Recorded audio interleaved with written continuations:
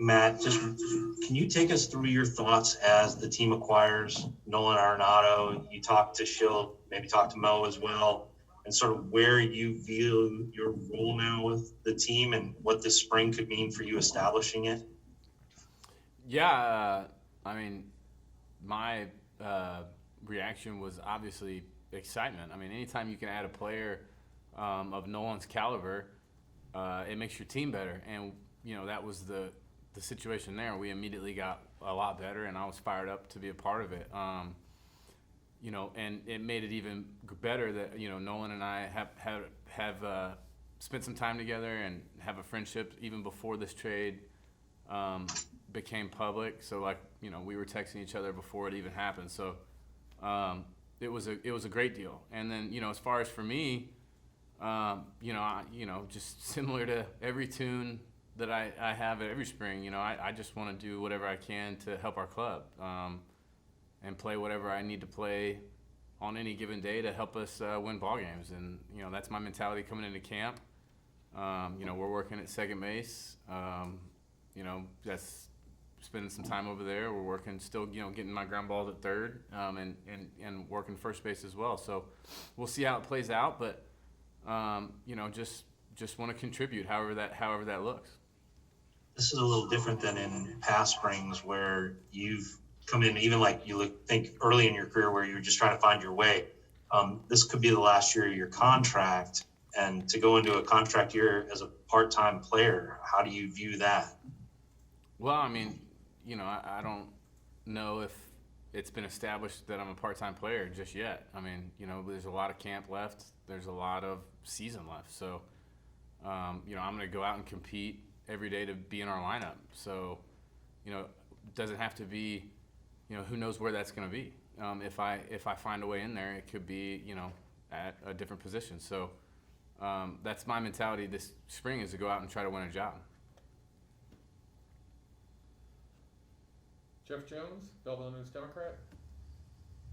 Matt, what's the difference for you in terms of coming in this year? You mentioned maybe you're not a part-time player, but you're talking about working into 2 or 3 positions at once. Can you compare that to like 2012, 2013, when you were doing the same thing kind of as a younger player first coming into the big leagues and working into 2, 3, 4 positions at once? It is very similar. I mean, 2012, 2013, it was honestly, it's almost the exact situation. And then, as the year went on, I ended up taking most of my bats at second base, and it was a position that I had never really played. In 2012, I don't remember exactly how many at bats I ended up with at the end of the year, but played a bunch all over and was found a way to contribute. And I think this year could be very similar.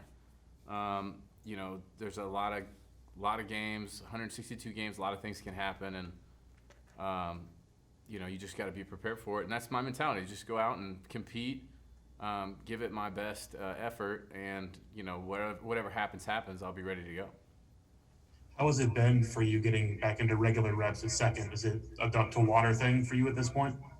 For me, that's always been a position that I've always just naturally been really comfortable at. I'm just enjoying going over there and getting the work in, and just adding that ability, for Schulte to be able to use it on days that he feels like he wants to use it, and and if I can help our team on any given day by playing that position, that's my mentality, is to be able to go do it. But for me, that position just naturally comes comfortably for me. I feel like it came back pretty quick early on in spring already, just working with Stubby and Cheo over there and getting our reps in, so it's been good.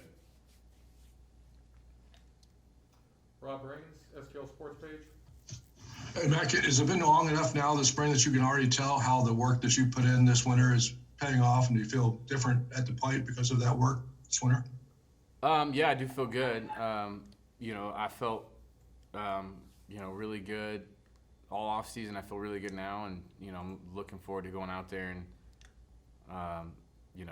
having good at bats and being able to swing the bat like I know I'm capable of. And really, that's kind of my first and foremost mentality for this entire season is I know that if I hit like I know I'm capable, I'm going to help this team. plain and simple. I think we're a better team if I'm swinging the bat like I know I can, and whatever position that is that I'm getting my bat in the lineup.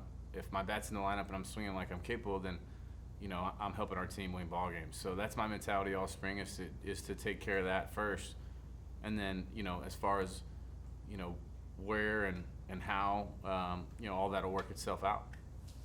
Can you talk anything specifically about what you tried to do different? Because I know the place was different, where you were working out, but what's your approach or mindset, or was there anything specific that you were trying to work on more than anything else? This winter? More than anything, just trying to get my bat speed back to where I feel like it should be. Was able to accomplish that. Just doing a lot of functional, baseball specific, weight training and kind of like a bat speed program, and just flattening out my swing and trying to produce consistent line drives. That's really kind of been the goal, and feel like I was able to accomplish that, and looking forward to putting it together. One more quick one. There was some suggestion maybe that batting gloves might be part of the change. Was that going to happen or not? I do have some, and yeah, you might see them, especially in some cold games.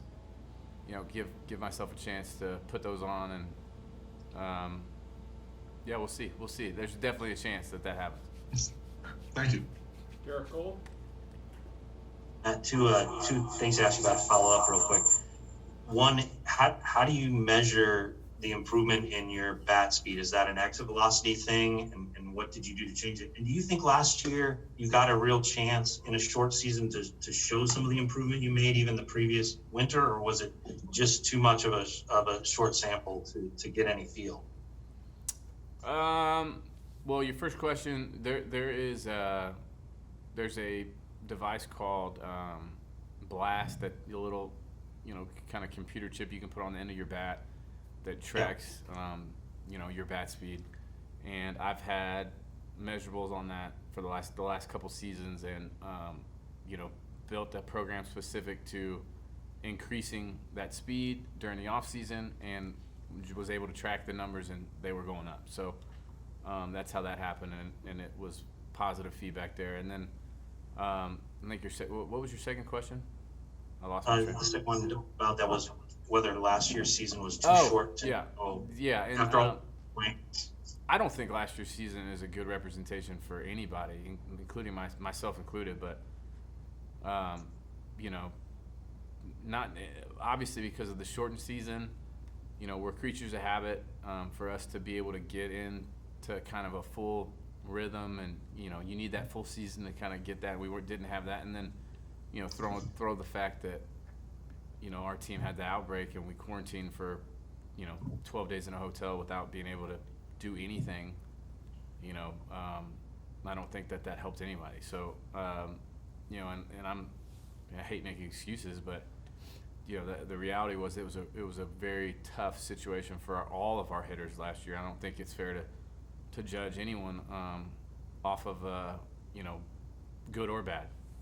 But that being said, I felt like I was in a good spot. I felt like I really swung the bat well in the spring training here before pre-COVID, and then in the summer camp post-COVID, and just for whatever reason didn't really have great numbers to show for it. But it doesn't take away from how I feel and how I still feel. I think that I got a chance to really help our team offensively this season. What do you think makes a good leadoff hitter, Matt? What are some traits of a good leadoff hitter? I just think more than anything, as a good leadoff hitter, setting the tone for the offense and being a catalyst as far as getting on base. Anybody who is really good at just being on the bases for that middle of the lineup. And you can do it in a lot of different ways, but just a guy who's getting on base for that middle of the lineup. Jeff Jones. Thank you. Matt, as we turn calendar into March here in a couple of days, are you still holding out hope that maybe the DH ends up being a part of NL ball this year? I mean, my mentality when I came down to spring was to, you know, expect the worst but hope for the best as far as that. You know, obviously, I'm planning as if we're not going to have it, just like everyone is. And for me, that means, you know, repping, you know, having a bunch of gloves and repping all kinds of positions and getting working at second base and finding a way to get in the lineup. And then if I'm pleasantly surprised with the DH before the season starts, then obviously we'll welcome that with open arms. But I can't plan for it, and you know, so I'm not.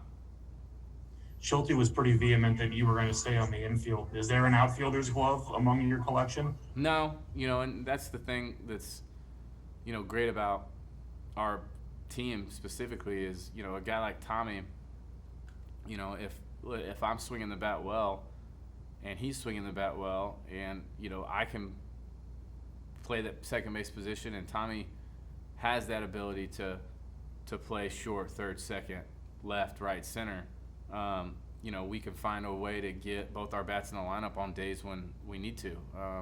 So that I don't think there's a real need for me to be able to have an outfielder's glove. And then also, you know, we've got, you know, we got a bunch of young, great outfielders, and Carlson, O'Neill, Bader, and you know, so we've got plenty of those. So, but the good thing is we've got depth, and we've got a way to give us a chance to win every day, and that's what we're gonna do.